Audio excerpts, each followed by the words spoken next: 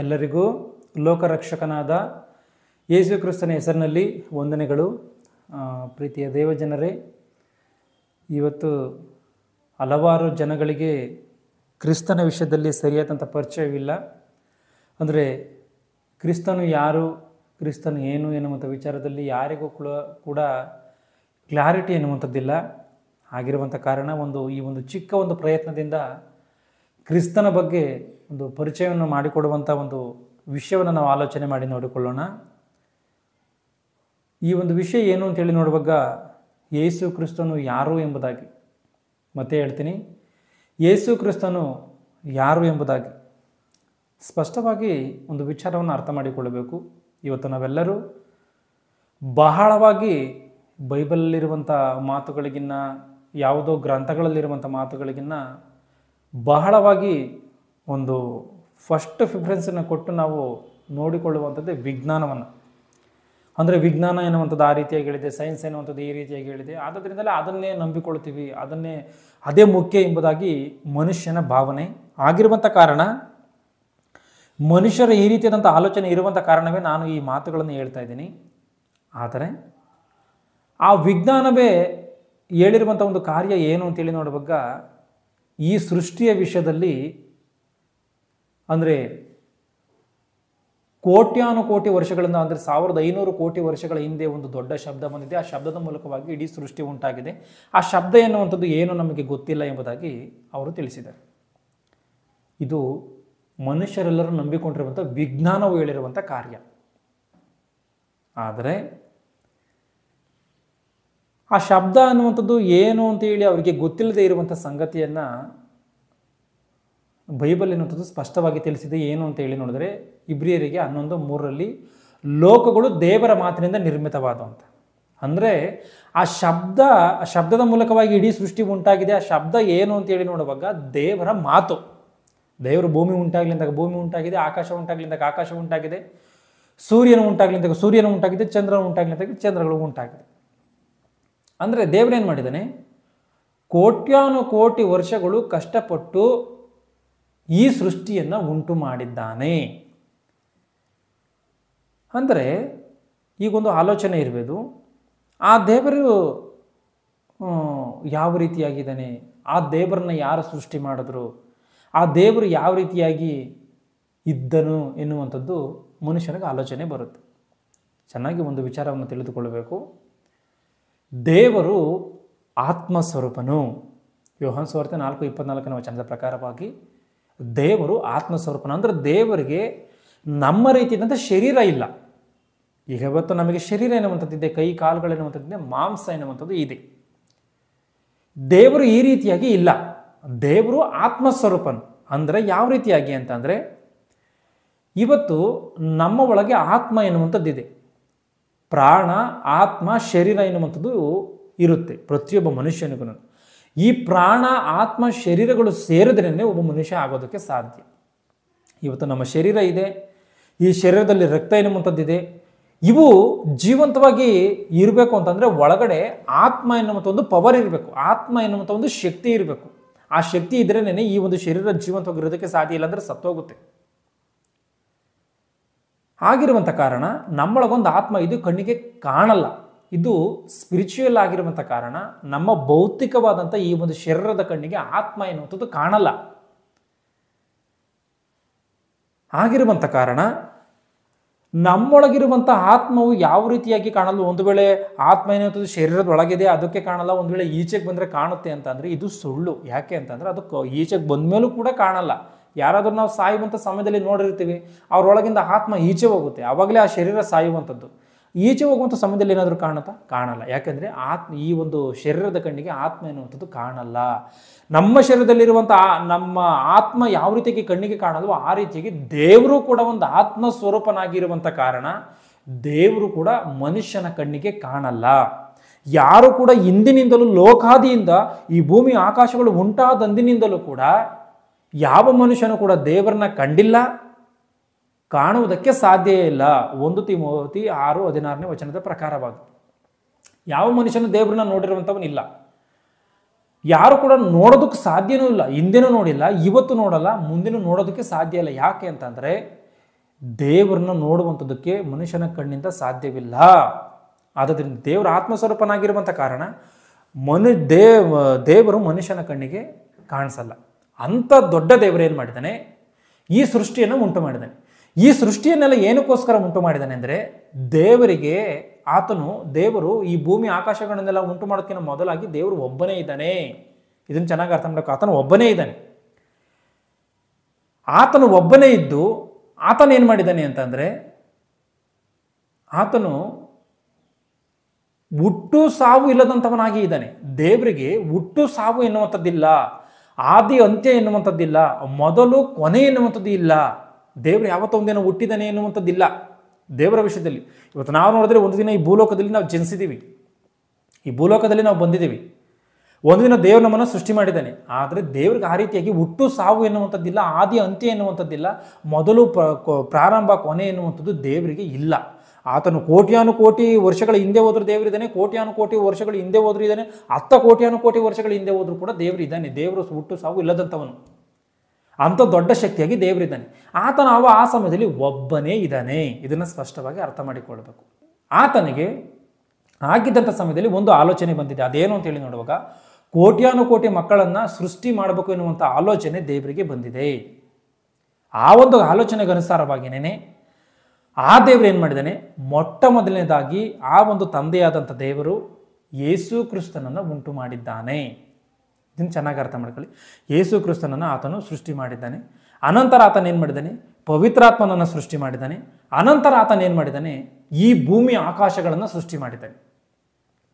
ಭೂಮಿ ಆಕಾಶಗಳ ಸೃಷ್ಟಿಯಾಗೋದಕ್ಕಿಂತ ಮೊದಲನೇ ಯೇಸು ಕ್ರಿಸ್ತನ ಸೃಷ್ಟಿ ಮಾಡಿದ್ದಾನೆ, ಪವಿತ್ರಾತ್ಮನನ್ನು ಸೃಷ್ಟಿ ಮಾಡಿದ್ದಾನೆ. ಅಂದರೆ ತನ್ನ ಮಕ್ಕಳನ್ನಾಗಿ ಆತನ ಏನು ಮಾಡಿದ್ದಾನೆ, ಇವರನ್ನು ಸೃಷ್ಟಿ ಮಾಡಿದ್ದಾನೆ. ಅನಂತರ ಈ ಭೂಮಂಡಲವನ್ನು ಸೃಷ್ಟಿ ಮಾಡಿದ್ದಾನೆ. ಈ ವಿಶ್ವದಲ್ಲಿರುವಂಥ ಪ್ರತಿಯೊಂದನ್ನು ಉಂಟು ಮಾಡಿದ್ದಾನೆ. ಸೂರ್ಯ ಚಂದ್ರ ನಕ್ಷತ್ರಗಳಾಗಿರ್ಬೋದು, ಭೂಮಿ ಮೇಲೆ ಆಗಿರ್ಬೋದು, ಭೂಮಿ ಮೇಲಿರುವಂಥ ಪ್ರಾಣಿ ಪಕ್ಷಿಗಳು, ಗಿಡ ಮರಗಳು, ಸಮಸ್ತವನ್ನು ಉಂಟು ಮಾಡಿದ್ದಾನೆ. ಇವೆಲ್ಲವನ್ನು ಉಂಟು ಮಾಡಿದ್ದು ಯಾರಿಗೋಸ್ಕರ ಅಂತಂದರೆ, ತನ್ನ ಮಕ್ಕಳನ್ನು ಈ ಭೂಮಿ ಮೇಲೆ ಹುಟ್ಟಿಸಬೇಕು ಎನ್ನುವಂಥ ಕಾರಣಕ್ಕೋಸ್ಕರ ಮಾತ್ರವೇ. ಇವೆಲ್ಲವನ್ನ ಕೋಟ್ಯಾನುಕೋಟಿ ವರ್ಷಗಳು ಕಷ್ಟಪಟ್ಟು ದೇವರು ಉಂಟು ಮಾಡಿ ಆತನು ಕೊನೆಯದಾಗಿ ಏನು ಮಾಡಿದ್ದಾನೆ, ತನ್ನ ಹೋಲಿಕೆಯಲ್ಲಿರುವಂಥ ಮನುಷ್ಯರನ್ನು ಈ ಭೂಮಿ ಮೇಲೆ ಸೃಷ್ಟಿ ಮಾಡಿದ್ದಾನೆ. ಆ ಮನುಷ್ಯರೇ ಆದಾಮ್ ಮತ್ತು ಹವ್ವ. ಅಂದರೆ ಮೊದಲು ದೇವರು ಏನು ಮಾಡಿದ್ದಾನೆ, ಒಬ್ಬ ಗಂಡಸನ್ನು ದೇವರು ಉಂಟು ಮಾಡ್ತಾನೆ. ಆತನಿಗೆ ಆದಾಮ್ ಎಂಬುದಾಗಿ ದೇವರೇ ಹೆಸರನ್ನು ನೀಡ್ತಾನೆ. ಆ ಆದಾಮ್ ಎನ್ನುವಂಥ ಪದದ ಅರ್ಥ ನೋಡುವಂಥದ್ದಾದರೆ ಮಣ್ಣು ಎಂಬುದಾಗಿ. ಯಾಕೆ ಅಂತಂದರೆ ದೇವರೇನು ಮಾಡ್ತಾನೆ, ಈ ಒಂದು ಭೂಮಿಯ ಅಗಾಧದಲ್ಲಿರುವಂಥ ಮಣ್ಣನ್ನು ತೆಗೆದುಕೊಂಡು ಆತನ ಏನು ಮಾಡ್ತಾನೆ, ಗೊಂಬೆಯನ್ನು ಮಾಡ್ತಾನೆ. ಆ ಮಣ್ಣಿನಿಂದ ಗೊಂಬೆಯನ್ನು ಮಾಡಿ ಅದಕ್ಕೆ ಏನು ಮಾಡ್ತಾನೆ, ಆತ್ಮ ಎನ್ನುವಂಥ ಜೀವಶ್ವಾಸವನ್ನು ಕಳಿಸ್ತಾನೆ.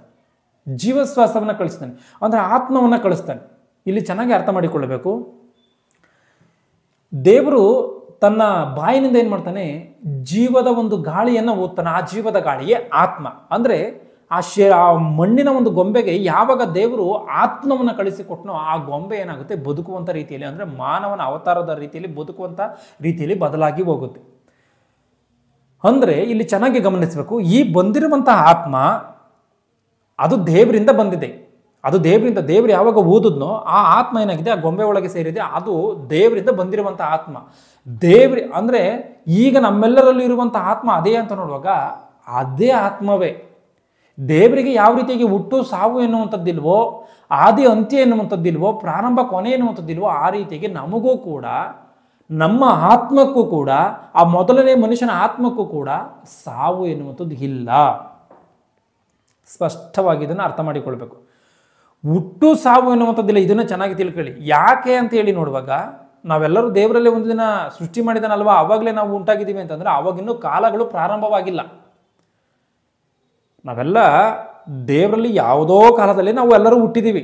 ಅಂದರೆ ಭೂಮಿ ಆಕಾಶಗಳ ನಿರ್ಮಾಣವಾಗೋದಕ್ಕಿಂತ ಮೊದಲೇ ದೇವರು ನಾವೆಲ್ಲರೂ ಆತ್ಮರೂಪವಾಗಿ ದೇವರಲ್ಲಿ ಸೃಷ್ಟಿಯಾಗಿದ್ದೀವಿ. ಈ ಭೂಮಿ ಮೇಲೆ ಏನಾಗಿದ್ದೀವಿ, ನಾವು ಶರೀರ ರೂಪವನ್ನು ಧರಿಸಿಕೊಂಡು ಈ ಕಾಲಗಳಲ್ಲಿ ಬಂದಿದ್ದೀವಿ ಅಷ್ಟೇ. ಆದರೆ ನಾವು ಯಾವತ್ತೋ ಇದ್ದಂಥವರು ಆತ್ಮರೂಪವಾಗಿ, ಶರೀರ ರೂಪವಾಗಿ ನಾವು ನಮ್ಮ ಏನು ತಾಯಿಯ ಗರ್ಭದಿಂದ ನಾವು ಬಂದಿದ್ದೀವಿ ಆ ಒಂದು ಡೇಟ್ ಆಫ್ ಬರ್ತ್ಗಳು ಆಗಿರುವಂಥ ಕಾರಣ ದೇವರೇನು ಮಾಡ್ತಾನೆ, ಆ ಒಂದು ಮನುಷ್ಯನನ್ನು ಉಂಟು ಮಾಡ್ತಾನೆ. ಆ ಮನುಷ್ಯನ ಒಬ್ಬಂಟಿಗನಾಗಿರುವಂಥದ್ದು ಸರಿಯಲ್ಲ ಅಂತ ಹೇಳಿ ಏನು ಮಾಡ್ತಾನೆ, ಆತನ ಜೊತೆಗೆ ಒಂದು ಸ್ತ್ರೀಯನ್ನು ಉಂಟು ಮಾಡಿ ಕೊಡ್ತಾನೆ.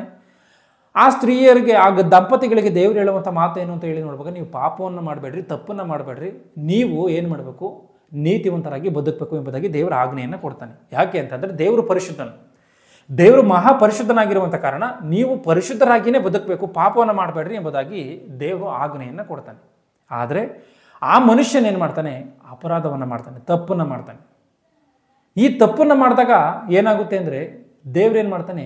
ಶಿಕ್ಷೆ ಎನ್ನುವಂಥದ್ದನ್ನು ಕೊಡ್ತಾನೆ. ಅಂದರೆ ದೇವರೊಂದು ವನವನ್ನು ಮಾಡಿ ಅವ್ರನ್ನ ಇಟ್ಟಿರ್ತಾನೆ, ನೀವು ಎಲ್ಲ ಇದರಲ್ಲಿ ಇರುವಂಥದ್ದನ್ನೆಲ್ಲ ತಿನ್ನಿರಿ, ನೀವು ಸುಖವಾಗಿ ಬದುಕ್ರಿ ಅಂತ ಅಂದರೆ ಅವ್ರು ಯಾವಾಗ ತಪ್ಪನ್ನು ಮಾಡಿದ್ರು ದೇವ್ರು ಏನು ಮಾಡ್ತಾರೆ? ನೀವು ದುಡಿದು ತಿನ್ನಬೇಕು ಎನ್ನುವಂಥ ಶಾಪವನ್ನು ಕೊಡ್ತಾನೆ ದೇವರು. ಆ ಒಂದು ಗಂಡಸಿಗೆ ನೀನು ಭೂಮಿಯ ಒಂದು ಹುಟ್ಟುವಳಿಯನ್ನು ನಿನ್ನ ಜೀವಮಾನವೆಲ್ಲ ನೀನು ಭೂಮಿಯಲ್ಲಿ ಕಷ್ಟಪಟ್ಟು ದುಡಿದು ಬೆಳೆಯನ್ನು ಬೆಳಿಬೇಕು, ದುಡಿದು ನೀನು ಜೀವನ ಮಾಡಬೇಕು. ನೀನು ಆ ಬೆಳೆ ಬೆಳೆಯೋಕೆ ಹೋದಾಗ ಅದರಲ್ಲಿ ಬಹಳವಾಗಿ ಕಳೆಗಳು ಹುಟ್ಟುತ್ತೆ, ಮುಳ್ಳುಗಿಡಗಳು ಬೆಳೆಯುತ್ತೆ, ಅಂಥದ್ರಲ್ಲಿ ನೀನು ಏನು ಮಾಡಬೇಕು? ದುಡಿದು ಜೀವನವನ್ನು ಸಾಗಿಸ್ಬೇಕು. ಗಂಡಸಿಗೆ ಈ ರೀತಿಯಾದಂಥ ಒಂದು ಶಾಪ, ಹೆಂಗಸಿಗೆ ನೋಡುವಾಗ ನೀನು ಮಕ್ಕಳನ್ನು ಪಡೆಯುವಂಥ ಸಮಯದಲ್ಲಿ ನೀನು ಬಹಳವಾಗಿ ಕಷ್ಟವನ್ನು ಅನುಭವಿಸಬೇಕು, ಈ ರೀತಿಯಾದಂಥ ಶಾಪ, ಈ ರೀತಿಯಾದಂಥ ಶಾಪಗಳನ್ನು ಕೊಟ್ಟುಬಿಡ್ತಾರೆ. ಆದರೆ ಕಾಲಕ್ರಮೇಣ ಅವರಿಗೆ ಮಕ್ಕಳು ಬಂದು ಆ ಭೂಮಿ ಮೇಲೆ ಸಂತಾನ ಅಭಿವೃದ್ಧಿ ಎನ್ನುವಂಥದ್ದು ಹೆಚ್ಚಾಗುತ್ತೆ. ಯಾಕೆಂದರೆ ದೇವರೇ ಆ ರೀತಿಯಾಗಿ ಅವ್ರನ್ನೇ ಆಶೀರ್ವಾದ ಮಾಡ್ತಾರೆ, ನೀವು ಬಹು ಸಂತಾನವುಳ್ಳವರಾಗಿ ಹೆಚ್ಚಿರಿ ಎಂಬುದಾಗಿ. ಆ ದೇವರ ಆಶೀರ್ವಾದಕ್ಕನುಸಾರವಾಗಿ ಅವರಿಗೆ ಮಕ್ಕಳು ಎನ್ನುವಂಥದ್ದು ಬಂದು ಏನಾಗುತ್ತೆ? ಭೂಮಿ ಮೇಲೆ ಸಂತಾನ ಎನ್ನುವಂಥದ್ದು ಹೆಚ್ಚಾಗುತ್ತೆ. ಸಂತಾನ ಎನ್ನುವಂಥದ್ದು ಹೆಚ್ಚಾದಂಗೆ ಪಾಪ ಎನ್ನುವಂಥದ್ದು ಕೂಡ ಹೆಚ್ಚಾಗಿ ಹೋಗುತ್ತೆ. ಯಾರು ಕೂಡ ದೇವರ ಮಾತಿಗೆ ಅನುಸಾರವಾಗಿ ನಡ್ಕೊಳ್ಳಲ್ಲ. ದೇವರು ಕಷ್ಟಪಟ್ಟು ಕೋಟ್ಯಾನುಕೋಟಿ ವರ್ಷಗಳ ಆಲೋಚನೆಯ ಮೇರೆಗೆ ಮಕ್ಕಳನ್ನು ಹುಟ್ಟಿಸಿ ನನಗೋಸ್ಕರ ಭೂಮಿ ಮೇಲೆ ಬದುಕಬೇಕು ಎನ್ನುವಂಥದ್ದು ದೇವರ ಆಲೋಚನೆ ಇದೆ. ಆದರೆ ಆ ರೀತಿಯಾಗಿ ಆ ಉದ್ದೇಶದಿಂದ ಹುಟ್ಟಿಸಿದಂಥ ಇವರು ಏನು ಮಾಡಿದ್ದಾರೆ? ತಪ್ಪುಗಳನ್ನು ಮಾಡಿಕೊಂಡು, ಪಾಪಗಳನ್ನು ಮಾಡಿಕೊಂಡು, ದೇವರಿಗೆ ಇಷ್ಟವಿಲ್ಲದಂಥ ಕಾರ್ಯಗಳನ್ನು ಮಾಡ್ತಾ ಇದ್ದಾರೆ. ಆ ಒಂದು ಸಮಯದಲ್ಲಿ ದೇವರು ಏನು ಮಾಡ್ತಾನೆ? ಒಂದು ಸಮಯದಲ್ಲಿ ಇಡೀ ಭೂಮಂಡಲವನ್ನೆಲ್ಲ ಅಂದರೆ ಜಲಪ್ರಳಯದ ಮೂಲಕವಾಗಿ ನಾಶ ಮಾಡ್ತಾನೆ. ಒಂದು ಕುಟುಂಬವನ್ನು ಉಳಿಸಿ ನಾಶ ಮಾಡ್ತಾನೆ. ಆದರೆ ನಾಶವನ್ನು ಮಾಡಿ ಆ ಕುಟುಂಬದಿಂದಲೇ ಮನುಷ್ಯರನ್ನು ಮತ್ತೆ ಹೆಚ್ಚು ಮಾಡ್ತಾನೆ. ಆದರೆ ಆ ಮನುಷ್ಯರು ಕೂಡ ಪಾಪ ಮಾಡ್ಕೊಂಡು ಹೋಗ್ತಾ ಇರ್ತಾರೆ. ಆವಾಗಲೇ ದೇವರೇನು ಮಾಡ್ತಾನೆ? ಎಷ್ಟೋ ಜನ ನ್ಯಾಯಸ್ಥಾಪಕರುಗಳನ್ನು ಭೂಮಿ ಮೇಲೆ ಹುಟ್ಟಿಸ್ತಾನೆ. ಅಂದರೆ ನೀವೆಲ್ಲ ತಪ್ಪುಗಳನ್ನು ಮಾಡ್ತಾ ಇದ್ದೀರಾ, ದೇವರಿಗೆ ಇದು ಇಷ್ಟ ಇಲ್ಲ, ನೀವು ಇದೆಲ್ಲ ತಪ್ಪುಗಳನ್ನು ಮಾಡಬಾರ್ದು, ನೀವು ತಪ್ಪುಗಳನ್ನು ಮಾಡಿದ್ರೆ ಶಿಕ್ಷೆ ಎನ್ನುವಂಥದ್ದು ಬರುತ್ತೆ ಎಂಬುದಾಗಿ ಇದನ್ನು ಹೇಳ್ತಾನೆ. ಯಾಕೆ ದೇವರು ಈ ಭೂಮಿ ಮೇಲೆ ಈ ನ್ಯಾಯಸ್ಥಾಪಕರನ್ನು ಹುಟ್ಟಿಸ್ಬೇಕು ಅಂತ ಅಂದರೆ ಸ್ಪಷ್ಟವಾಗಿ ಒಂದು ವಿಚಾರವನ್ನು ಅರ್ಥ ಮಾಡಿಕೊಳ್ಳಬೇಕು. ನಾವು ಆಗಲೇ ಹೇಳಿದಂಥ ಕಾರ್ಯ, ದೇವರಿಂದ ಬಂದಿರುವಂಥ ನಮ್ಮ ಆತ್ಮಕ್ಕೂ ಕೂಡ ಸಾವು ಎನ್ನುವಂಥದ್ದಿಲ್ಲ. ಸ್ಪಷ್ಟವಾಗಿ ಇದನ್ನು ತಿಳಿದುಕೊಳ್ಳಿ. ನಮ್ಮೊಳಗಿರೋಂಥ ಆತ್ಮಕ್ಕೆ ಸಾವಿಲ್ಲ. ಈ ಲೋಕವಲ್ಲೇ ನಾವು ಸಾಯ್ತೀವಿ ಅಂತ ಹೇಳ್ತೀವಲ್ಲ, ಈ ಶರೀರದಲ್ಲಿ ನಾವು ಮಣ್ಣಿನಲ್ಲಿ ಶರೀರವನ್ನು ತೆಗೆದುಕೊಂಡು ಆಗ್ತೀವಲ್ಲ, ಈ ಶರೀರವನ್ನು ನಮ್ಮ ಆತ್ಮ ಬಿಟ್ಟ ಮೇಲೆ ಕೂಡ ಅದು ಜೀವಂತವಾಗಿಯೇ ಇರುತ್ತೆ. ನಾವು ಅಂದ್ಕೊಂಡಂಥ ರೀತಿಯಲ್ಲಿಲ್ಲ ಗಾಳಿಯಲ್ಲಿ ಹಾರಾಡುವಂಥದ್ದು, ಇಲ್ಲ ಏನೋ ನಾಯಾಗಿ ಹುಟ್ಟುವಂಥದ್ದು, ಕೋಳಾಗಿ ಹುಟ್ಟುವಂಥದ್ದು, ಬೆಕ್ಕಾಗಿ ಹುಟ್ಟುವಂಥದ್ದು, ಈ ರೀತಿಯಾಗಿ ಯಾವುದೂ ಕೂಡ ನಡೆಯಲ್ಲ. ಅವೆಲ್ಲ ನಮ್ಮ ಕಲ್ಪಿತ ಕಥೆಗಳಷ್ಟೇ. ನಮ್ಮ ಆತ್ಮವು ಈ ಲೋಕವನ್ನು ಬಿಟ್ಟ ಕ್ಷಣದಲ್ಲಿ ದೇವರ ಹತೋಟಿಗೆ ಹೋಗ್ಬಿಡುತ್ತೆ. ಅಂದರೆ ದೇವರ ಹತೋಟಿಗೆ ಹೋದರೆ ದೇವರು ಏನು ಮಾಡ್ತಾನೆ? ಒಂದು ವೇಳೆ ಈ ಭೂಮಿಯಲ್ಲಿ ನೀತಿವಂತರಾಗಿ ಬದುಕಿದರೆ ಮಾತ್ರವೇ ಆತನೇನು ಮಾಡ್ತಾನೆ? ತನ್ನ ಬಳಿಕೆ ಅಂದರೆ ಸ್ವರ್ಗಲೋಕವನ್ನು ಕೊಡ್ತಾನೆ. ಒಂದು ವೇಳೆ ಈ ಭೂಮಿ ಮೇಲೆ ದೇವರು ಹೇಳಿದಂಥ ರೀತಿಯಲ್ಲಿ ಬದುಕದೆ ದೇವರಿಗೆ ಆಪೋಸಿಟ್ ಆಗಿ ಬದುಕಿದ್ದ ಅಂದ್ಕೊಳ್ಳಿ, ಅವನ ಆತ್ಮವನ್ನು ದೇವರೇನು ಮಾಡ್ತಾರೆ? ನರಕಕ್ಕೆ ಹಾಕ್ತಾರೆ. ಈ ನರಕ ಅಂದ್ರೇನು, ಸ್ವರ್ಗ ಅಂದ್ರೇನು ಅಂತೇಳಿ ನೋಡುವಾಗ ಅವು ಕೊನೆಯಾಗದೇ ಇರುವಂಥ ಜೀವಿತಗಳು. ನರಕಕ್ಕೆ ಹೋದ್ರೆ ಅಂದ್ಕೊಳ್ಳಿ, ಮನುಷ್ಯನ ಆತ್ಮಕ್ಕೆ ಸಾವಿಲ್ಲ ಅಂತ ಹೇಳಿ ತಿಳ್ಕೊಂಡಿದ್ದೀವಿ. ಈ ಸಾವಿಲ್ಲದಂಥ ಆತ್ಮಕ್ಕೆ ದೇವರು ನರಕದಲ್ಲಿ ಅಳಿಯದಂಥ ಶಿಕ್ಷೆಗೆ ಆಗ್ತಾನೆ. ಇದನ್ನು ಸ್ಪಷ್ಟವಾಗಿ ತಿಳಿದುಕೊಳ್ಳಬೇಕು. ಅಳಿಯದಂಥ ಶಿಕ್ಷೆಗೆ, ಕೊನೆಯಾಗದೇ ಇರುವಂಥ ಶಿಕ್ಷೆ, ಅಲ್ಲಿರುವಂಥ ಯಾತನೆಗೆ ಯಾವತ್ತಿಗೂ ಕೊನೆ ಎನ್ನುವಂಥದ್ದಿಲ್ಲ. ಕೋಟಿ ವರ್ಷಗಳಾದರೂ ಕೂಡ ಕೊನೆ ಎನ್ನುವಂಥದ್ದಿಲ್ಲ. ಇವತ್ತು ನಾವು ಈ ಲೋಕದಲ್ಲಿ ಒಬ್ಬ ಕೈದಿಯನ್ನು ಕೊಲೆ ಮಾಡಿದ್ದಾನೆ ಅಂತೇಳಿ ಜೈಲಿಗೆ ತಗೊಂಡೋಗಿ ಹಾಕಿದ್ರೆ ಇಷ್ಟು ವರ್ಷ ಶಿಕ್ಷೆ ಎಂಬುದಾಗಿ ಹೇಳ್ತಾರೆ. ಅಷ್ಟು ವರ್ಷಗಳಾದಮೇಲೆ ಏನಾಗುತ್ತೆ? ಬಿಡುಗಡೆ ಎನ್ನುವಂಥದ್ದಾಗುತ್ತೆ. ಆದರೆ ದೇವರು ಹಾಕುವಂಥ ನರಕ ಎನ್ನುವಂಥ ಆ ಒಂದು ಶಿಕ್ಷೆಗೆ ಕೊನೆ ಎನ್ನುವಂಥದ್ದಿಲ್ಲ. ಸಾಯದೇ ಇರುವಂಥ ನಮ್ಮ ಆತ್ಮಕ್ಕೆ, ಮುಗಿದು ಹೋಗದೇ ಇರುವಂಥ ಶಿಕ್ಷೆಗೆ ಏನು ಮಾಡ್ತಾನೆ? ಮನುಷ್ಯನಿಗೆ ದೇವರು ಆ ರೀತಿಯಾಗಿ ಒಳಪಡಿಸ್ತಾನೆ. ನೀತಿವಂತನಾಗಿ ಬದುಕಿದರೆ ದೇವರ ಜೊತೆಯಲ್ಲಿ ಸದಾಕಾಲಕ್ಕೂ ದೇವರ ಜೊತೆಯಲ್ಲಿ ಇರ್ಬೋದು ಸ್ವರ್ಗದಲ್ಲಿ. ಆದರೆ ಮನುಷ್ಯನ ಅಪರಾಧ ಮಾಡಿದ್ರೆ ಈ ರೀತಿಯಂಥ ನರಕ ಎನ್ನುವಂಥ ಶಿಕ್ಷೆಗೆ ಹೋಗಬೇಕು. ಈ ಒಂದು ನರಕ ಎನ್ನುವಂಥ ಶಿಕ್ಷೆಗೆ ಮನುಷ್ಯನ ತಪ್ಪಿಸ್ಕೋಬೇಕು ಅಂತಲೇ ದೇವರು ಮನುಷ್ಯರ ಮೇಲೆ ಅಪಾರವಾದಂಥ ಪ್ರೀತಿಯನ್ನು ಇಟ್ಟು ದೇವರೇನು ಮಾಡ್ತಾನೆ? ಎಷ್ಟೋ ಜನ ನ್ಯಾಯಸ್ಥಾಪಕರನ್ನು ಹುಟ್ಟಿಸ್ತಾನೆ. ಅವರೆಲ್ಲರೂ ಕೂಡ ದೇವರ ಬಗ್ಗೆ ಹೇಳ್ತಾರೆ, ಈ ರೀತಿಯಾಗಿ ಪಾಪಗಳನ್ನು ಮಾಡಬೇಡ್ರಿ, ಅಪರಾಧಗಳನ್ನು ಮಾಡಬೇಡ್ರಿ, ಶಿಕ್ಷೆ ಎನ್ನುವಂಥದ್ದಾಗುತ್ತೆ ಅಂತಾನೆ. ಆದರೆ ಮನುಷ್ಯನು ಕೆಲವೊಂದು ಬೆರಳೆಣಿಕೆವಷ್ಟು ಜನಗಳು ಮಾತ್ರ ನೀತಿವಂತರಾಗಿ ನಡ್ಕೊಂತಾರೆ, ಇನ್ನಿದ್ದರೆಲ್ಲರೂ ಕೂಡ ಅಪರಾಧಗಳನ್ನು ಮಾಡ್ತಾರೆ. ಕೆಲವು ಜನಗಳು ಆ ನ್ಯಾಯಸ್ಥಾಪಕರನ್ನ ಕೊಂದು ಬಿಡ್ತಾರೆ. ಆಮೇಲೆ ದೇವರೇನು ಮಾಡ್ತಾನೆ, ಪ್ರವಾದಿಗಳನ್ನು ಕಳಿಸ್ತಾನೆ, ಪ್ರವಾದಿಗಳನ್ನ ಈ ಭೂಮಿ ಮೇಲೆ ಹುಟ್ಟಿಸ್ತಾನೆ. ಅಂದರೆ ಒಳ್ಳೆಯ ನೀತಿವಂತರು ದೈವ ಭಕ್ತರು ಈ ಭೂಮಿ ಮೇಲೆ ಹುಟ್ಟುವಂತೆ ಮಾಡ್ತಾನೆ. ಅವರೆಲ್ಲ ಹುಟ್ಟಿ ದೇವರ ಬಗ್ಗೆ ಹೇಳ್ತಾರೆ, ನೀವು ತಪ್ಪುಗಳನ್ನು ಮಾಡ್ತಾ ಇದ್ದೀರಾ, ಲೋಕದ ಜನರೇ ತಪ್ಪುಗಳನ್ನು ಮಾಡ್ತಾ ಇದ್ದೀರಾ, ತಪ್ಪುಗಳನ್ನು ಮಾಡಬೇಡ್ರಿ ಎಂಬುದಾಗಿ ಹೇಳ್ತಾರೆ. ಅವರ ಮಾತುಗಳನ್ನು ಕೂಡ ಕೇಳಲ್ಲ. ಹಿಂಗೆ ಅಪರಾಧಗಳು ಹೆಚ್ಚಾಗ್ತಾ ಹೋದಂಥ ಸಮಯದಲ್ಲಿ ದೇವ್ರೇನು ಮಾಡ್ತಾನೆ, ಒಂದು ಸಾರಿ ಅಂತ್ಯವನ್ನು ಕಾಣಿಸ್ಬೇಕು ಎಂಬುದಾಗಿ ಬರ್ತಾನೆ. ಯಾಕೆ ಅಂತ ಹೇಳಿ ನೋಡುವಾಗ, ದೇವರು ಇವೆಲ್ಲವನ್ನು ಹೇಳಿದ್ದು ಮಾತ್ರ ಅಲ್ದಲೇ ಒಂದು ಸಾರಿ ಬಲಿಗಳನ್ನು ಕೂಡ ಅರ್ಪಣೆ ಮಾಡುವಂಥ ಕಾರ್ಯವನ್ನು ತರ್ತಾನೆ. ಯಾವುದೇ ಒಬ್ಬ ವ್ಯಕ್ತಿ ದೇವರು ಆಜ್ಞೆ ಕೊಡ್ತಾನೆ, ಇಂಥ ತಪ್ಪನ್ನು ಮಾಡಬಾರ್ದು, ಇಂಥದ್ದನ್ನು ಮಾಡಬಾರ್ದು ಎಂಬುದಾಗಿ. ಒಂದು ವೇಳೆ ಅಂಥ ತಪ್ಪನ್ನು ಮಾಡಿದ್ರೆ ಒಂದು ಕುರಿಯನ್ನು, ಕೋಳಿಯನ್ನು, ಮೇಕೆಯನ್ನು ತಂದುಬಿಟ್ಟು ಏನು ಮಾಡಬೇಕು, ಯಜ್ಞವೇದಿಯ ಮೇಲೆ ಆ ಒಂದು ಬಲಿಗಳನ್ನು ಅರ್ಪಿಸಬೇಕಾಯಿತು. ಅಂದರೆ ಒಂದು ಓತವನ್ನು, ಕುರಿಯನ್ನು, ಕೋಳಿಯನ್ನು ತಂದು ಅದನ್ನು ಕುಯ್ದು ಅದನ್ನು ಬೆಂಕಿಯಲ್ಲಿ ಸುರಿದು ಈ ಕಾರ್ಯಗಳನ್ನು ಮಾಡಬೇಕಾಯ್ತು. ಯಾಕೆ ಅಂತಂದರೆ, ತಪ್ಪು ಮಾಡಿದಂಥ ವ್ಯಕ್ತಿ ಅದನ್ನು ನೋಡಿ ತಪ್ಪು ಮಾಡಿರುವಂಥ, ನಾನು ತಪ್ಪು ಮಾಡಿದ್ದಕ್ಕೋಸ್ಕರ ತಪ್ಪು ಮಾಡದೇ ಇರುವಂಥ ಅಮಾಯಕ ಪ್ರಾಣಿ ಪಕ್ಷಿಗಳು ಬಲಿಯಾಗುತ್ತಿದೆಯಲ್ಲ ಅಂತ ನೋಡಿ ಅದನ್ನು ಮಾನಸಾಂತರ ಕೊಟ್ಟು ಪಾಪವನ್ನು ಬಿಡಬೇಕು ಎನ್ನುವಂಥ ಉದ್ದೇಶದಿಂದಲೇ ದೇವರು ಇದನ್ನು ಹೇಳಿರ್ತಾರೆ. ಯಾಕೆಂದರೆ ದೇವರೇನು ಅದನ್ನೆಲ್ಲ ಕುಡಿದು ತಿನ್ನಲ್ಲ, ರಕ್ತವನ್ನೆಲ್ಲ, ಮಾಂಸವನ್ನೆಲ್ಲ. ಇವ್ಯಾವುದನ್ನು ಮಾಡಿದ್ರೂ ಕೂಡ ಮನುಷ್ಯನ ಏನು ಮಾಡ್ತಾನೆ, ಅಪರಾಧವನ್ನು ಬಿಡಲ್ಲ. ಆವಾಗಲೇ ದೇವರೇನು ಮಾಡ್ತಾನೆ, ಇವೆಲ್ಲದಕ್ಕೂ ಕೂಡ ಅಂತ್ಯವನ್ನು ಕಾಣಿಸ್ಬೇಕು ಎನ್ನುವಂಥ ಉದ್ದೇಶದಿಂದಲೇ ಆತನು ತನ್ನ ಮಗನಾದಂಥ ಯೇಸು ಕ್ರಿಸ್ತನಿಗೆ ಮನುಷ್ಯನ ಅವತಾರವನ್ನು ಕೊಟ್ಟು ಏನು ಮಾಡ್ತಾನೆ, ಈ ಭೂಲೋಕಕ್ಕೆ ಕಳುಹಿಸಿ ಕೊಡ್ತಾನೆ. ಅಂದರೆ ಆ ದೇವರ ಮಗನಾಗಿರುವಂಥ ಯೇಸು ಕ್ರಿಸ್ತನು ಈ ಭೂಮಿಯ ಮೇಲೆ ಬಂದು ಆತನೇನು ಮಾಡ್ತಾನೆ ಅಂದರೆ ದೇವರ ಬಗ್ಗೆ ತಿಳಿಸ್ತಾನೆ. ಎಲ್ಲ ಮನುಷ್ಯರಿಗೂ ದೇವರ ಬಗ್ಗೆ ತಿಳಿಸ್ತಾನೆ. ನೀವೆಲ್ಲರೂ ದೇವರನ್ನ ತಪ್ಪಾಗಿ ಅರ್ಥ ಮಾಡಿಕೊಂಡಿದ್ದೀರಾ, ದೇವರಿಗೆ ವ್ಯತಿರೇಕವಾಗಿ ಬದುಕ್ತಾ ಇದ್ದೀರಾ, ದೇವರಿಗೆ ವಿರೋಧವಾಗಿ ಪಾಪಗಳನ್ನು ಮಾಡ್ತಾ ಇದ್ದೀರಾ ಅಂತ ಈ ಎಲ್ಲ ದೇವರ ವಿಚಾರಗಳನ್ನೆಲ್ಲ ಮನುಷ್ಯರಿಗೆ ಎಲ್ಲರಿಗೂ ತಿಳಿಸಿ ಆತನೇನು ಮಾಡ್ತಾನೆ, ಈ ಎಲ್ಲ ಮನುಷ್ಯರನ್ನ ಆ ನರಕಕ್ಕೆ ಹೋಗುವಂಥ ಮಾರ್ಗದಿಂದ ತಪ್ಪಿಸ್ಬೇಕು ಅಂತಲೇ ಎಲ್ಲ ಮನುಷ್ಯನ ಅವತಾರವನ್ನು ತಾಳಿ ಈ ಭೂಮಿಗೆ ಬಂದು ಆ ದೇವರ ಬಗ್ಗೆ ತಿಳಿಸಿ ಎಲ್ಲ ಮನುಷ್ಯರ ಪಾಪ ಪರಿಹಾರಕ್ಕೋಸ್ಕರ ಆತನೇ ಬಲಿಯಾಗ್ತಾನೆ. ಇದನ್ನು ಚೆನ್ನಾಗಿ ತಿಳ್ಕೋಬೇಕು. ಯಾರೋ ಹೊಡೆದು ಯೇಸು ಕ್ರಿಸ್ತನ ಶಿಲುಬೆಗೆ ಹಾಕಿದ್ದಾರೆ ಅಂತಲ್ಲ, ಆತನು ಭೂಮಿಗೆ ಬರುವುದಕ್ಕೆ ಕಾರಣವೇ ಆ ಶಿಲುಬೆ ಮರಣವನ್ನು ಹೊಂದಬೇಕು ಅನ್ನುವಂಥದ್ದೇ ದೇವರ ಒಂದು ಸಂಕಲ್ಪ. ಆತನೇ ಏನು ಮಾಡ್ತಾನೆ, ಬಲಿ ಹಾಕ್ತಾನೆ. ಆತನೇ ಶಿಲುಬೆ ಮೇಲೆ ಬಲಿಯಾಗಿ ಆತನು ಸತ್ತು ಉಣಲ್ಪಟ್ಟು ಮತ್ತೆ ಸಾವನ್ನು ಜಯಿಸಿಕೊಂಡು ಆತನೇನು ಮಾಡ್ತಾನೆ, ಎದ್ದು ಬರ್ತಾನೆ. ಸಾವನ್ನು ಜಯಿಸ್ಕೊಂಡು ಎದ್ದು ಬರ್ತಾನೆ. ಇಷ್ಟೆಲ್ಲ ಏನಕ್ಕೆ ಮಾಡ್ದ ಅಂದರೆ ಮನುಷ್ಯನ ಆತ್ಮನ ನರಕಕ್ಕೆ ಹೋಗದಂಥ ರೀತಿಯಲ್ಲಿ ತಪ್ಪಿಸುವುದಕ್ಕೋಸ್ಕರ. ಅಂದರೆ ಯಾವ ರೀತಿಯಾಗಿ ಈತನ ತಪ್ಪಿಸ್ತಾ, ಆತನ ಸತ್ತಿದ್ದಾನೆ, ಆತನ ಬಲಿಯಾಗಿದ್ದಾನೆ, ನಮ್ಮ ಪಾಪಕ್ಕೂ ಆತನ ಸತ್ತಿದ್ದಕ್ಕೂ ಏನು ಸಂಬಂಧಗಳು ಅಂಥೇಳಿ ನೋಡುವಂಥದ್ದಾದರೆ, ಯೇಸು ಕ್ರಿಸ್ತನನ್ನು ನಂಬಿದ್ರೆ ಸಾಕಂತೆ ಪಾಪ ಪರಿಹಾರ ಆಗುತ್ತೆ ಎನ್ನುವಂಥ ಒಂದು ಆಲೋಚನೆಯನ್ನು ದೇವರು ಇವತ್ತಿಗೆ ಇಟ್ಟಿದ್ದಾನೆ. ಒಂದು ಸಮಯದಲ್ಲಿ ಬಲಿಗಳನ್ನು ಅರ್ಪಿಸಿದ್ರೆ ನೀತಿವಂತರಾಗ್ತಾ ಇದ್ರು, ಆದರೆ ಇವತ್ತು ಹಂಗಲ್ಲ. ನಮಗೋಸ್ಕರ ಬಲಿಯಾಗಿರುವಂಥ ಯೇಸು ಕ್ರಿಸ್ತನನ್ನು ನಂಬಬೇಕಂತಂದರೆ, ನೀನು ದೇವರ ಮಗನು, ನೀನು ನನ್ನ ಪಾಪಕ್ಕೋಸ್ಕರ ಈ ಭೂಮಿ ಮೇಲೆ ಬಂದಿದೆಯಾ, ಸತ್ತಿದೆಯಾ, ಉಣಲ್ಪಟ್ಟಿದೆಯಾ, ಮೃತ್ಯುಂಜಯನಾಗಿ ಎದ್ದಿದೆಯಾ ಅಂತೇಳಿ ನಂಬಿ ದೇವರ ದಾರಿ ಮಾರ್ಗದಲ್ಲೇ ನಡ್ಕೊಂಡ್ರೆ ಮನುಷ್ಯನ ಆತ್ಮ ರಕ್ಷಿಸಲ್ಪಡುತ್ತೆ. ಈ ಒಂದು ಕಾರ್ಯವನ್ನು ಮಾಡೋದಕ್ಕೋಸ್ಕರವೇ ಯೇಸು ಕ್ರಿಸ್ತನು ಬಂದಿದ್ದು. ಆದರೆ ಇವತ್ತು ಈ ಪ್ರಪಂಚ ತಪ್ಪಾಗಿ ಯೇಸು ಕ್ರಿಸ್ತನನ್ನು ಅರ್ಥ ಮಾಡಿಕೊಳ್ತಾ ಇತ್ತು. ಇದನ್ನು ಚೆನ್ನಾಗಿ ಅರ್ಥ ಮಾಡಿಕೊಳ್ಬೇಕು. ಯೇಸು ಕ್ರಿಸ್ತನ ಯಾರು ಅಂತೇಳಿ ನೋಡುವಾಗ, ದೇವರ ಕುಮಾರನು. ಆತನು ಬಂದಿದ್ದು ದೇವರ ಬಗ್ಗೆ ತಿಳಿಸೋದಕ್ಕೋಸ್ಕರನೇ ಬಂದಿದ್ದಾನೆ ಬಿಟ್ಟರೆ ಆತನು ಏನು ಮತ ಸ್ಥಾಪನೆ ಮಾಡೋದಕ್ಕೋ, ಕುಲ ಸ್ಥಾಪನೆ ಮಾಡೋದಕ್ಕೋ, ಧರ್ಮವನ್ನು ಸ್ಥಾಪನೆ ಮಾಡೋದಕ್ಕೋ, ಇನ್ನೊಂದಕ್ಕೋ ಮತ್ತೋದಕ್ಕೋ ಯೇಸು ಕ್ರಿಸ್ತನು ಬಂದಿಲ್ಲ. ಯೇಸು ಕ್ರಿಸ್ತನು ದೇವರ ಮಗ. ಎಲ್ಲ ಲೋಕ ಪಾಪ ಪರಿಹಾರಾರ್ಥವಾಗಿ ಆತನು ಬಲಿಯಾಗೋದಕ್ಕೋಸ್ಕರವೇ ಬಂದಿದ್ದಾನೆ. ಬಲಿಯಾಗಿ ಸತ್ತು ಉಣಲ್ಪಟ್ಟು ಆತನೇ ಎದ್ದು ಹೋಗಿದ್ದಾನೆ. ದೇವರ ಬಗ್ಗೆ ಯಾವ ಮನುಷ್ಯನಿಗೂ ಕೂಡ ಗೊತ್ತಿರಲಿಲ್ಲ. ಯಾಕೆಂದರೆ ದೇವರು ಕಣ್ಣಿಗೆ ಕಾಣಲ್ಲ. ದೇವರ ಶಬ್ದ ಮನುಷ್ಯನ ಕಿವಿಗೆ ಬಿದ್ದಿಲ್ಲ. ಯಾಕೆಂದರೆ ಮನುಷ್ಯನ ಜೊತೆಯಲ್ಲಿ ದೇವರು ಯಾವತ್ತಿಗೂ ಕೂಡ ಮಾತನಾಡಿಲ್ಲ. ಯಾಕೆಂದರೆ ದೇವರ ಜೊತೆಯಲ್ಲಿ ಮನುಷ್ಯನು ಮಾತನಾಡೋದಕ್ಕೆ ಶಕ್ತಿ ಎನ್ನುವಂಥದ್ದು ಮನುಷ್ಯನಿಗೆ ಇಲ್ಲ. ದೇವರು ಒಂದು ವೇಳೆ ಮನುಷ್ಯನ ಜೊತೆಯಲ್ಲಿ ಮಾತನಾಡಿದ್ರೆ ಮನುಷ್ಯನು ಸತ್ತೋಗ್ತಾನೆ. ಯಾಕಂದರೆ ದೇವರು ಅಂಥ ಮಹಾಶಕ್ತನು. ಯಾವ ಮನುಷ್ಯನು ಕೂಡ ದೇವರ ಜೊತೆಯಲ್ಲಿ ಮಾತನಾಡೋದಕ್ಕೆ ಸಾಧ್ಯವಿಲ್ಲ. ಯಾರನ್ನೂ ಕೂಡ ದೇವರನ್ನ ನೋಡಿಲ್ಲ. ಇನ್ನೂ ಒಂದು ವಿಚಿತ್ರವಾದಂಥ ಒಂದು ಸಂಗತಿ ಏನು ಅಂತೇಳಿ ನೋಡುವಾಗ, ಆ ದೇವರ ಹೆಸರು ಏನು ಎನ್ನುವಂಥದ್ದು ಕೂಡ ಮನುಷ್ಯನಿಗೆ ಗೊತ್ತಿಲ್ಲ. ಅದು ಬೈಬಲಲ್ಲೂ ಕೂಡ ಉಲ್ಲೇಖವಾಗಿಲ್ಲ. ಬೈಬಲ್ ದೇವರೇ ಬರೆಸಿಲ್ಲ ಅದನ್ನು. ಯಾಕೆ ಅಂತೇಳಿ ನೋಡುವಾಗ, ಒಂದು ವೇಳೆ ಮನುಷ್ಯನು ದೇವರ ಹೆಸರನ್ನ ತಿಳಿದುಕೊಂಡ್ರೇನೆ ಮನುಷ್ಯನು ಸಾಯ್ತಾನೆ.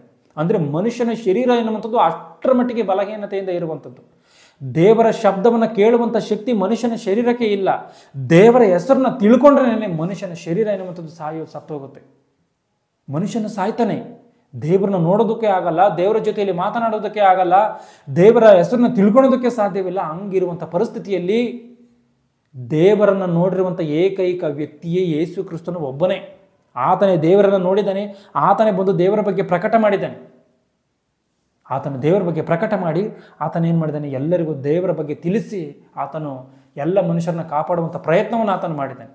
ಯೇಸು ಕ್ರಿಸ್ತನು ಏನೋ ಮತಬೋಧಕನೋ ಆತನು ಆತನು ಧರ್ಮವನ್ನು ಸ್ಥಾಪನೆ ಮಾಡುವುದಕ್ಕೋ ಇಲ್ಲ ಯೇಸು ಕ್ರಿಸ್ತನು ಅದ್ಭುತಗಳನ್ನು ಮಿರಾಕಲ್ಗಳನ್ನು ಮಾಡೋದಕ್ಕೂ ಬಂದಂಥವನಲ್ಲ. ಮನುಷ್ಯರು ಯೇಸು ಕ್ರಿಸ್ತನನ್ನು ನಂಬಲಿಲ್ಲದಲೇ ಇರುವಂಥ ಕಾರಣ ಆತನು ನಾನು ದೇವರಿಂದಲೇ ಬಂದಿದ್ದೀನಿ ಎನ್ನುವಂಥ ರುಜುಪಡಿಸಿಕೊಳ್ಳೋದಕ್ಕೋಸ್ಕರವೇ ಅದನ್ನು ಮಾಡಿದ್ದಾನೆ ಬಿಟ್ಟರೆ ಯೇಸು ಕ್ರಿಸ್ತನು ಬಂದಿದ್ದು ಸ್ವಸ್ಥತೆಗಳನ್ನು ಅದ್ಭುತಗಳನ್ನು ಮಾಡೋದಕ್ಕಲ್ಲ, ಆತನು ದೇವರ ಬಗ್ಗೆ ತಿಳಿಸೋದಕ್ಕೋಸ್ಕರವೇ ಬಂದಿದ್ದಾನೆ. ಅದರಿಂದ ಸ್ಪಷ್ಟವಾಗಿ ಯೇಸು ಕ್ರಿಸ್ತನು ಯಾರು ಅಂತೇಳಿ ನೋಡುವಾಗ ದೇವರ ಕುಮಾರನು, ಅಂದರೆ ಆ ಒಂದು ತಂದೆಯಾದ ದೇವರು ಇದ್ದಾನೆ ಅಂತೇಳಿ ನೋಡುವಾಗ ತಂದೆಯಾದಂಥ ದೇವರಿದ್ದಾನೆ. ಆತನೇ ಈ ಭೂಮಿ ಆಕಾಶಗಳನ್ನು ಉಂಟು ಮಾಡಿದ್ದಾನೆ. ಆತನೇ ಇವತ್ತು ಮನುಷ್ಯರೆಲ್ಲರನ್ನ ಉಂಟು ಮಾಡಿದ್ದಾನೆ. ಇವತ್ತಿಗೂ ಭೂಮಿ ಮೇಲೆ ಮನುಷ್ಯರನ್ನ ಹುಟ್ಟಿಸ್ತಾ ಇದ್ದಾನೆ. ಆತನ ವಿಷಯದಲ್ಲಿ ಒಂದು ಮಾತನ್ನು ನೋಡುವಂಥದ್ದಾದರೆ ಅಪೊಸ್ತಲರ ಕೃತ್ಯಗಳು 17ನೇ ಅಧ್ಯಾಯವನ್ನು ಗಮನಿಸಿ. ಅಪೊಸ್ತಲರ ಕೃತ್ಯಗಳು 17ನೇ ಅಧ್ಯಾಯ 24ನೇ ವಚನವನ್ನು ಗಮನಿಸಿ. ಜಗತ್ತನ್ನು ಅದರಲ್ಲಿರುವ ಎಲ್ಲ ವಸ್ತುಗಳನ್ನು ಉಂಟು ಮಾಡಿರುವ ದೇವರು ಭೂಮಿ ಆಕಾಶಗಳ ಒಡೆಯನಾಗಿರುವುದರಿಂದ, ಅಂದರೆ ಈ ಜಗತ್ತಿನಲ್ಲಿರುವಂಥ ಎಲ್ಲ ವಸ್ತುಗಳನ್ನು, ಭೂಮಿ ಆಗಿರ್ಬೋದು, ಆಕಾಶ ಆಗಿರ್ಬೋದು, ಸೂರ್ಯಚಂದ್ರ ನಕ್ಷತ್ರಗಳಾಗಿರ್ಬೋದು, ಭೂಮಿಯಲ್ಲಿರುವಂಥ ಗಿಡಮರಗಳಾಗಿರ್ಬೋದು, ಈ ಭೂಮಿಯಲ್ಲಿರುವಂಥ ಪ್ರಾಣಿ ಪಕ್ಷಿಗಳಾಗಿರ್ಬೋದು, ಇವೆಲ್ಲವುಗಳನ್ನು ಉಂಟು ಮಾಡಿರುವಂಥ ದೇವರು ಭೂಮಿ ಆಕಾಶಗಳ ಒಡೆಯನಾಗಿರುವಂಥ ಕಾರಣ, ಸೃಷ್ಟಿ ಮಾಡಿರುವಂಥ ದೇವರು ಒಡೆಯನಾಗಿರುವಂಥ ಕಾರಣ ಆತನು ಕೈಯಿಂದ ಕಟ್ಟಿರುವ ಗುಡಿಗಳಲ್ಲಿ ವಾಸ ಮಾಡುವವನಲ್ಲ. ಕೈಯಿಂದ ಕೊಟ್ಟಿರುವಂಥ ಗುಡಿಗಳಲ್ಲಿ ದೇವರು ವಾಸ ಮಾಡಲ್ವಂತೆ. ಯಾಕೆಂದರೆ ದೇವ್ರಿಗೆ ಆಕಾಶನೇ ಸಿಂಹಾಸನ, ಈ ಭೂಮಿನೇ ಪಾದಪೀಠ. ಅಂಥ ದೊಡ್ಡವನು ದೇವರು. ದೇವರಿಗೇನೋ ನಾವು ಚಿಕ್ಕ ಒಂದು ಗುಡಿಯನ್ನು ಕಟ್ಟಿ ದೇವ್ರಿಗೆ ನೀರೊಳಗಿರುವಂಥ ದೇವರು ಇರಲ್ಲ. ದೇವರು ಆ ರೀತಿಯಾಗಿ ಇರಲ್ಲ. ಆತನು ಕೈಯಿಂದ ಕಟ್ಟಿರುವ ಗುಡಿಗಳಲ್ಲಿ ವಾಸ ಮಾಡುವವನಲ್ಲ, ತಾನೇ ಎಲ್ಲರಿಗೂ ಜೀವಶ್ವಾಸ ಮುಂತಾದದ್ದೆಲ್ಲವನ್ನು ಕೊಡುವವನಾಗಿರಲಾಗಿ. ಮತ್ತೆ ದೇವರು ಎಲ್ಲಿ ವಾಸ ಮಾಡ್ತಾನೆ ಅಂದರೆ ನಮ್ಮ ಶರೀರದಲ್ಲಿ ದೇವರು ವಾಸ ಮಾಡ್ತಾನೆ. ದೇವರು ಕೈಯಿಂದ ಕಟ್ಟಿದಂಥ ಗುಡಿಗಳಲ್ಲಿ ದೇವರ ಗುಡಿ ಒಳಗಿರ್ತಾನೆ ಅಂತ ಅಲ್ಲ, ದೇವರು ನಮ್ಮ ಹೃದಯದಲ್ಲಿ, ಅಂದರೆ ನಮ್ಮ ಶರೀರದಲ್ಲಿ ದೇವರೇನು ಮಾಡ್ತಾನೆ, ವಾಸ ಮಾಡ್ತಾನಂತೆ.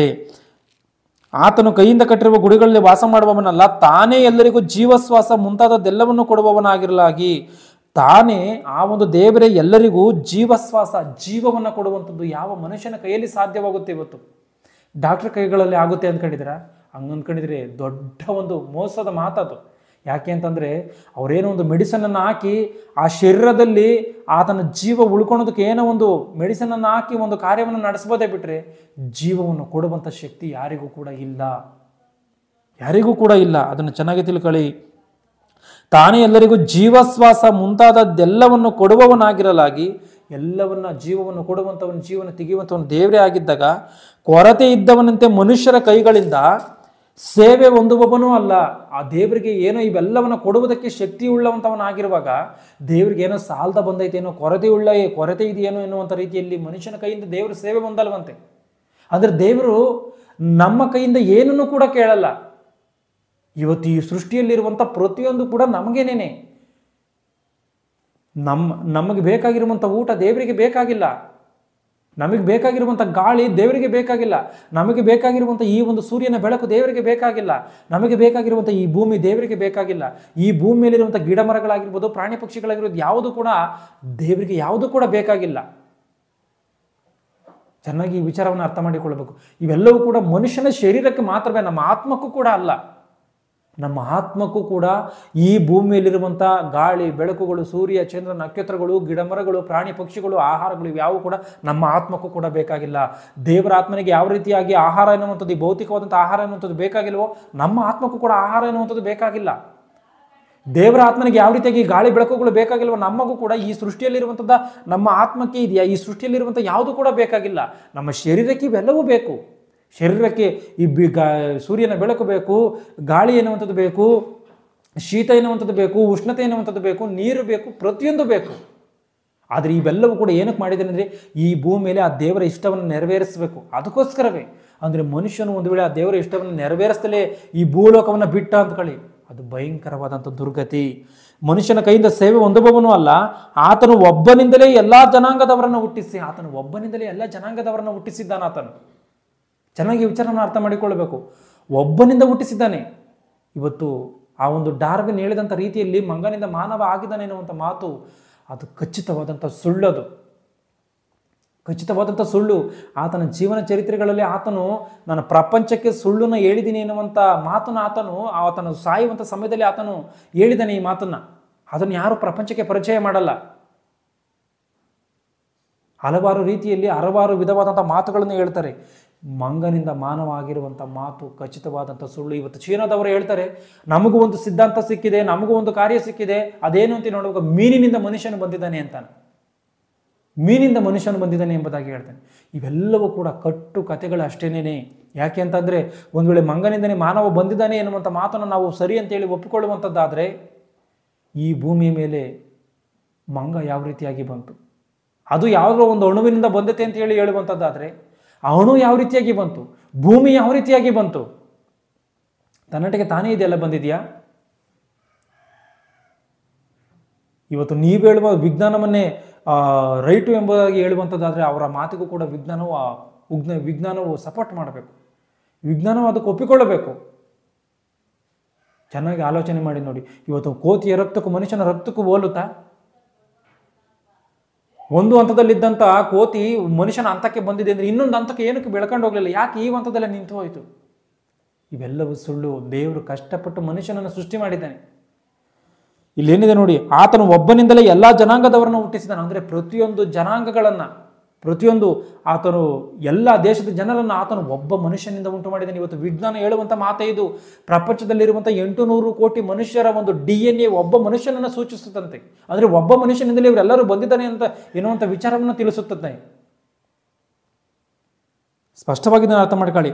ಆತನು ಒಬ್ಬನಿಂದಲೇ ಎಲ್ಲ ಜನಾಂಗದವರನ್ನು ಹುಟ್ಟಿಸಿ ಅವರವರು ಇರತಕ್ಕ ಕಾಲಗಳನ್ನು, ಅಂದರೆ ಒಬ್ಬ ಮನುಷ್ಯನಿಂದಲೇ ದೇವರೇನು ಮಾಡಿದ್ದಾನೆ, ಎಲ್ಲ ಜನಾಂಗದವರನ್ನು ಹುಟ್ಟಿಸಿ ಅವರವರು ಇರತಕ್ಕ ಕಾಲಗಳು. ಅಂದರೆ ಇಂಥ ಮನುಷ್ಯನು ಇಂಥ ಕಾಲದಲ್ಲಿ ಹುಟ್ಟಬೇಕು, ಇಂಥ ಮನುಷ್ಯನು ಇಂಥ ಕಾಲದಲ್ಲಿ ಹುಟ್ಟಬೇಕು, ಇಂಥ ಮನುಷ್ಯನು ಇಂಥ ಕಾಲದಲ್ಲಿ ಹುಟ್ಟಬೇಕು. ಅಂದರೆ ಅವರು ಹುಟ್ಟುವಂಥ ಕಾಲಗಳನ್ನು ದೇವರು ತೀರ್ಮಾನ ಮಾಡಿದನಂತೆ. ಆತನು ಒಬ್ಬನಿಂದಲೇ ಎಲ್ಲ ಜನಾಂಗದವರನ್ನು ಹುಟ್ಟಿಸಿ ಅವರವರು ಇರತಕ್ಕ ಕಾಲಗಳನ್ನು, ಅವರವರು ಇರತಕ್ಕ ಕಾಲಗಳು ಅಂದರೆ ಇಂಥ ಮನುಷ್ಯನು ಇಂಥ ಕಾಲದಲ್ಲಿ ಇಂಥ ಒಂದು ಡೇಟಲ್ಲಿ ಹುಟ್ಟಿ ಇಂಥ ಒಂದು ಇಸ್ವಿಯಲ್ಲಿ ಹುಟ್ಟಿ ಇಂಥ ಒಂದು ಇಸ್ವಿಯವರೆಗೂ ಆತನು ಏನು ಮಾಡಬೇಕು, ಇರಬೇಕು ಈ ಭೂಮಿ ಮೇಲೆ. ಇದು ದೇವರ ಸಂಕಲ್ಪ. ಇದು ಯಾಕೆ ಅವನು ಅಷ್ಟು ವರ್ಷಗಳಿದ್ದು ಸತ್ತೋಗ್ತಾನೆ, ಇಷ್ಟು ವರ್ಷಗಳಿದ್ದು ಸತ್ತೋಗ್ತಾನೆ ಅಂತ ಅಂದರೆ ಇದು ದೇವರ ಸಂಕಲ್ಪ. ಇಂಥ ಮನುಷ್ಯನು ಇಂಥ ಕಾಲದಲ್ಲಿ ಹುಟ್ಟಬೇಕು, ಇಂಥ ಕಾಲದಲ್ಲಿ ಆತನು ಈ ಭೂಮಿಯನ್ನು ಬಿಡಬೇಕು ಎಂಬುದಾಗಿ. ಅವರವರು ಇರತಕ್ಕ ಕಾಲಗಳನ್ನು ಅವರವರ ನಿವಾಸಗಳ ಮೇರೆಗಳನ್ನು ನಿಷ್ಕರ್ಷಿಸಿ, ಅವರವರ ನಿವಾಸಗಳ ಮೇರೆಗಳನ್ನು, ಅಂದರೆ ಇಂಥ ಮನುಷ್ಯನು ಇಂಥ ಕಾಲದಲ್ಲಿ ಇಂಥ ಜಾಗದಲ್ಲಿ ಹುಟ್ಟಬೇಕು. ಯಾಕೆ ಇವತ್ತು ನಾವು ಅಮೆರಿಕದಲ್ಲಿ ಹುಟ್ಟಿಲ್ಲ? ಯಾಕೆ ನಾವು ಜಪಾನಲ್ಲಿ ಹುಟ್ಟಿಲ್ಲ? ಬೇರೆ ದೇಶದಲ್ಲಿ ನಾವೇನಕ್ಕೆ ಹುಟ್ಟಿಲ್ಲ? ಅಂದರೆ ದೇವರ ತೀರ್ಮಾನ ಏನಿದೆ, ಇಂಥ ಮನುಷ್ಯನು ಇಂಥ ಕಾಲದಲ್ಲಿ ಇಂಥ ಒಂದು ಜಾಗದಲ್ಲಿ ಹುಟ್ಟಬೇಕು. ಅಷ್ಟು ಮಾತ್ರವೇ ಅಲ್ಲ, ಮುಂದೆ ಏನಿದೆ ನೋಡಿ, ಇರತಕ್ಕ ಕಾಲಗಳನ್ನು ಅವರವರ ನಿವಾಸಗಳ ಮೇರೆಗಳನ್ನು ನಿಷ್ಕರ್ಷಿಸಿ ಭೂಮಂಡಲದೆಲ್ಲ ವಾಸ ಮಾಡಿ ಒಂದು ವೇಳೆ ಅವರು ತಡವಾಡಿ ಅವರು ಕಂಡುಕೊಂಡಾರೇನೋ ಎಂದು ತನ್ನನ್ನು ಹುಡುಕುವವರನ್ನಾಗಿ ಮಾಡಿದನು. ಸ್ಪಷ್ಟವಾಗಿ ಅರ್ಥ ಮಾಡಿಕೋಬೇಕು.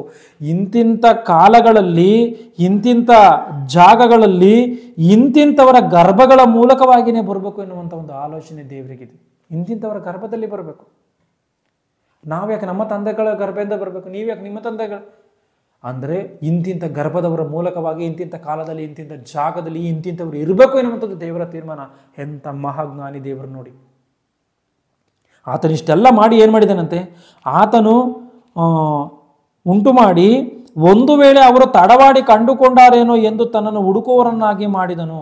ಒಂದು ವೇಳೆ ತಡವಾಡಿ ಕಂಡುಕೊಂಡಾರೇನೋ ಎನ್ನುವಂಥ ರೀತಿಯಲ್ಲಿ ದೇವರು ಹುಡುಕುವವರನ್ನಾಗಿ ಮಾಡಿದನಂತೆ.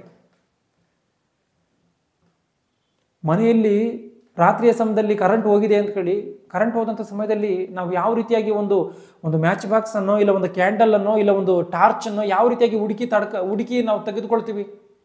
ಇಲ್ಲ ಮೊಬೈಲ್ ಬೇಕು ಅಂದ್ಕೊಳ್ಳಿ, ಮೊಬೈಲ್ ಟಾರ್ಚ್ ಹಾಕೋಣದಕ್ಕೆ ಕರೆಂಟ್ ಹೋದಾಗ ಏನು ಮಾಡ್ತೀವಿ, ಹುಡುಕಿ ಹೋಗಿ ಗೋಡೆ ಇಟ್ಕೊಂಡು ಆ ರೀತಿಯಾಗಿ ಹುಡುಕಿ ತಕ್ಕಂತೀವ.